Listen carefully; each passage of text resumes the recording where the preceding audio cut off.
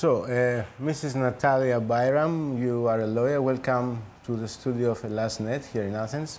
You are a lawyer in Moldova. You represent La Strada. It's an NGO organization. And you represent also the victims, in this case, of trafficking regarding Mr. Nikos Georgiadis. You have been today in the police station. You have spoken to the Greek authorities about the case. What exactly have you told them? So I work for La Strada organization since 2010.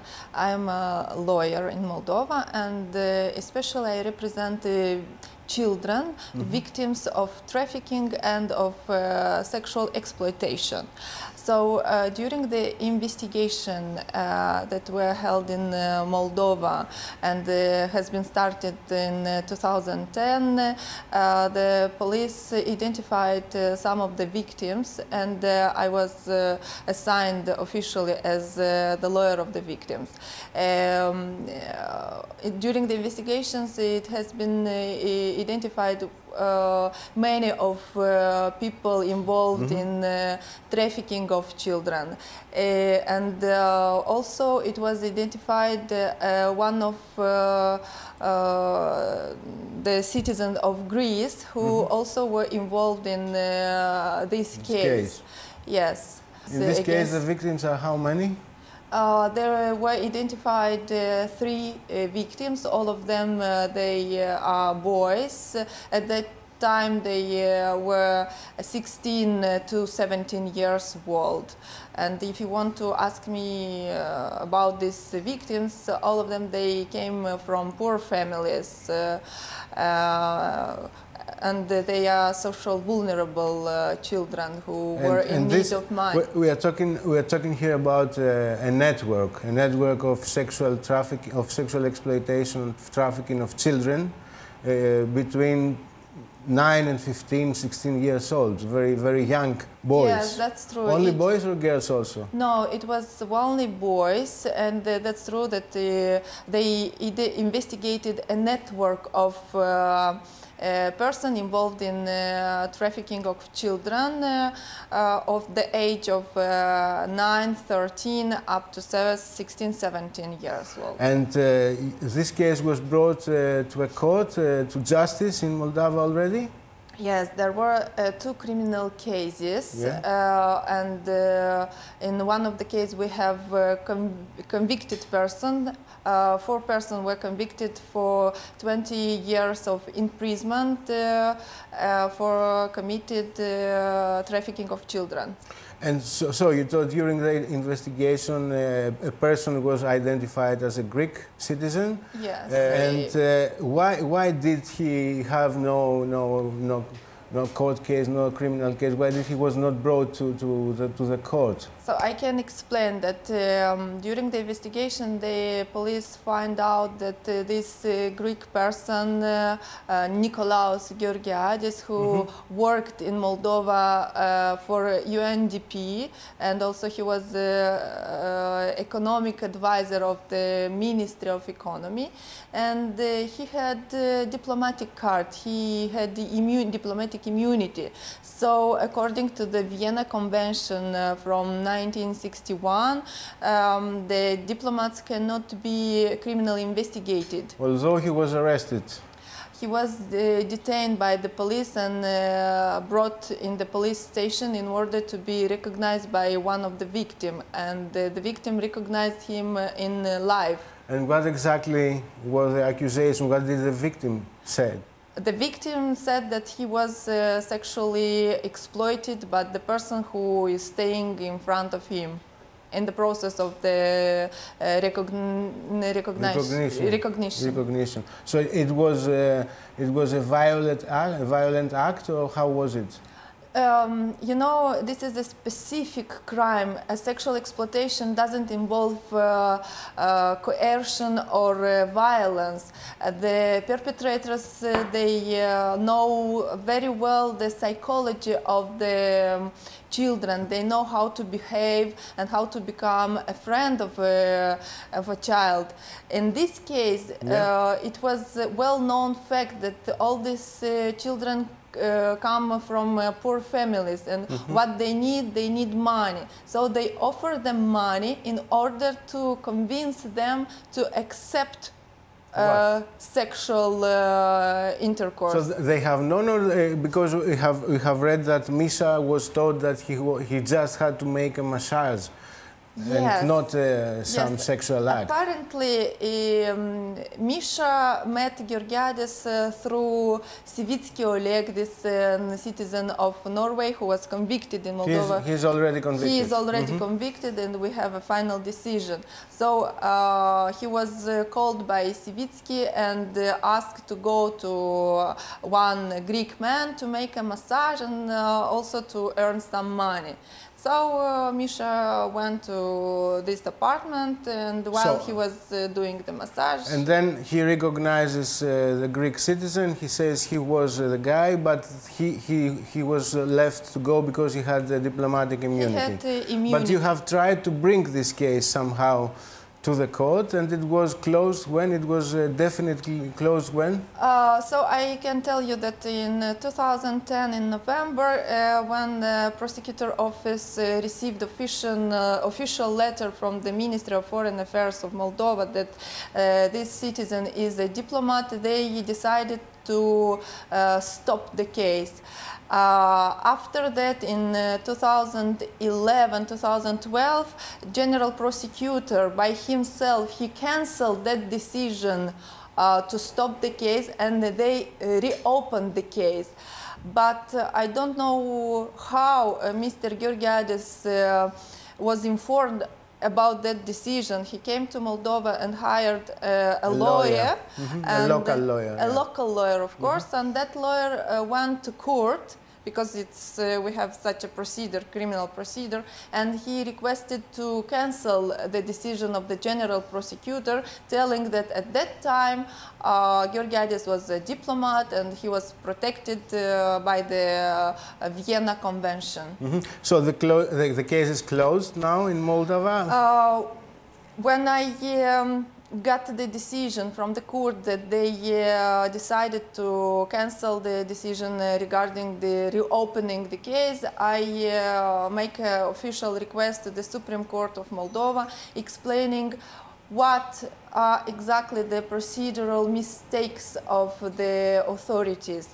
At the time when they decided to stop the case, it was, in my opinion as a lawyer, a mistake, because they had to just to suspend a while the decision until the Ministry of Foreign Affairs will recall the immunity, or to wait until March 2011, because the diplomatic card was issued just until the March 2011. And after the suspension of the case, they could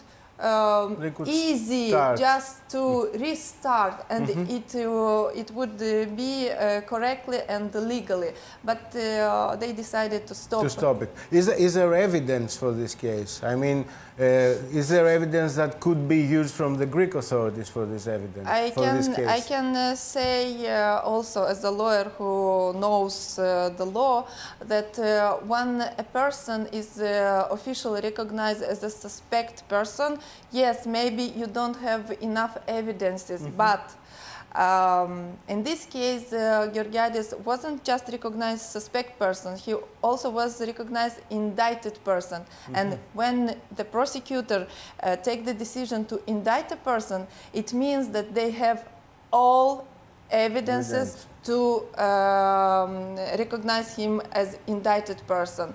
We have read there are also videos from these cases and things like that. Are they on the hands of the Moldavian authorities now? I think that Moldovan authorities have all the evidences in this case. And they should send it to the Greek authorities now? How it works?